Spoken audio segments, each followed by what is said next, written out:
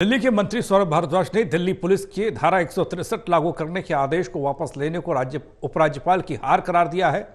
Report में खबर।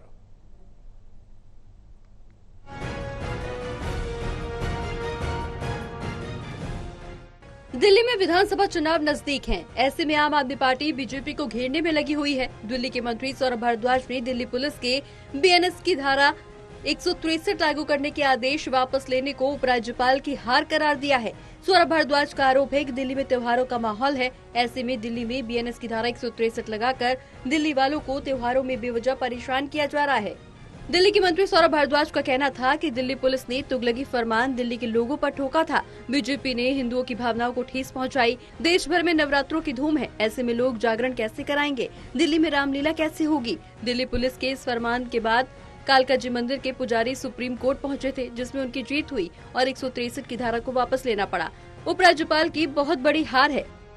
एक तुगलकी फरमान दिल्ली के लोगों के ऊपर थोपा था, जिसमें कहीं पे भी 5 से ज्यादा लोग अगर इकट्ठा होते तो उनको गिरफ्तार कर लिया जाता, जिसकी वजह से खासे तौर पे जो हिंदू श्रद्धालु हैं उनके अंदर रोष था।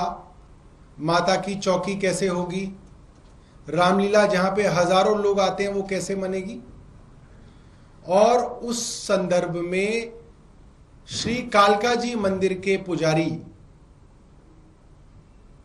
सुप्रीम कोर्ट पहुंचे थे, तो केंद्र सरकार के एसजी तुषार मेहता जी ने कहा कि हम वो तुगलकी फरमान, वो दिल्ली पुलिस के ऑर्डर को वापस ले रहे हैं।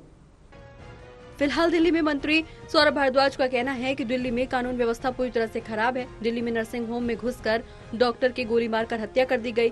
खुलेआम फायरिंग हो रही है। दिल्ली के कारोबारी डरे हुए हैं। छोटे छोटे कारोबारियों से फिरौती मांगी जा रही है, लेकिन केंद्र की दिल्ली पुलिस कुछ नहीं कर पा रही। दिल्ली में अवैध हथियार आ रहे हैं और खुलेआम हत्या और फायरिंग हो रही है। उनके वकील जानते थे, केंद्र सरकार जानती थी कि आप इस तरीके से बेतुके फरमान एक स्वायत्त देश के अंदर, एक आजाद देश के अंदर नहीं पढ़ सकते। ऐसा नहीं है। फिलहाल दिल्ली में विधानसभा चुनाव नजदीक है। आम आदमी पार्टी का आरोप है कि बीजेपी उन्हें घेरने में कोई कोर कसर नहीं छोड़ रही। दिल्ली से टोटल टीवी के लिए कैमरा पर्सन अनिल के साथ जितेंद्र शर्मा की रिपोर्ट।